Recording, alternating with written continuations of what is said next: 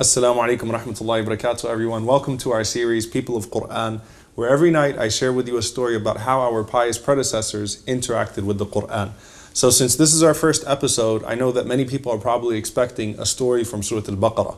But many times we forget that the first surah in the Quran is actually not Surah Al-Baqarah, but it is Surah Al-Fatihah, which the Prophet ﷺ used to call the 7 frequently recited verses. Because though we recite it in every single rak'ah, this is the first juz, this is the first surah in the Quran.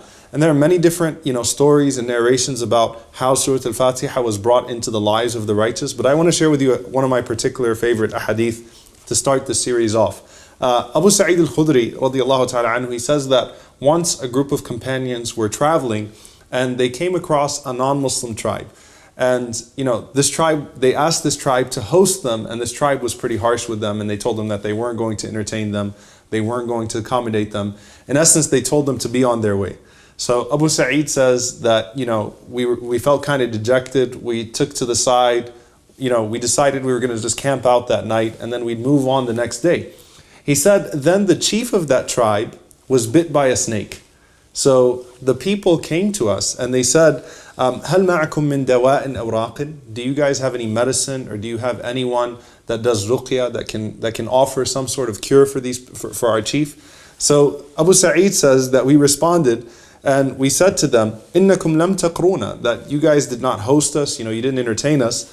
And he says, وَلَا نَفْعَلُ حَتَّى تَجْعَلُوا لَنَا جُعْلًا. We're not going to do anything until you guys pay us. Meaning, had you hosted us and took us in, we would have done this for free. But since you rejected us and we had to spend the night, away from your tribe, and it was a difficult situation, then we'll do this only if you give us some money. So they agreed. So they said that, if you do this, then we'll give you a flock of sheep. So Abu Sa'id radiallahu ta'ala anhu, he says that one of the companions went to the chief. He says, فَجَعَلَ يَقْرَأُ بِأُمِّ الْقُرْآنِ وَيَجْمَعُ بُزَاقَهُ وَيَتْفِلُ. He said that this companion started to read al-Qur'ani, the mother of the Qur'an, the mother of the book, which the Prophet ﷺ called Surah Al-Fatihah. So he kept reading Surah Al-Fatihah, and he would spit into something, and he would rub that spit on the wound, and he kept on doing that until the chief started to feel better, and eventually the chief was completely cured. So subhanAllah, this is a non-Muslim chief, so we actually take a ruling here that it's okay to pray for the well-being of a non-Muslim, to treat a non-Muslim, to try to make them feel better, to give them medicine, or so on and so forth. This is taken from this hadith.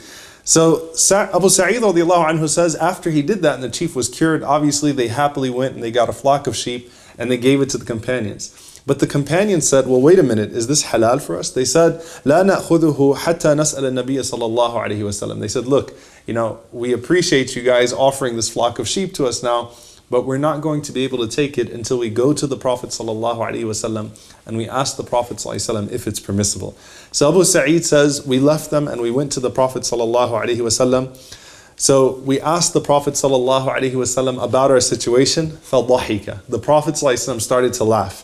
وَقَالْ وَمَا أَدْرَاكَ أَنَّهَا رُقْيَةٌ. How did you know that Surah Al-Fatihah could be used to cure somebody? Meaning, I never taught you guys that Surah Al-Fatihah could be used as a physical cure. How did you know to use Surah Al-Fatihah to cure that chief? And the Prophet ﷺ, while he was laughing and smiling, he says, خُذُوهَا وَضْرِبُوا لِي بِسَهْمٍ. He said, you can go ahead and take that flock of sheep, and you know what? Assign me a share while you're at it. So the Prophet ﷺ gave them that permission to take that flock of sheep as well. Now we take from this story, when it comes to Surah Al-Fatihah, what makes Surah Al-Fatihah unique. The entire Quran is a shifa, it's a cure, but it's a spiritual shifa.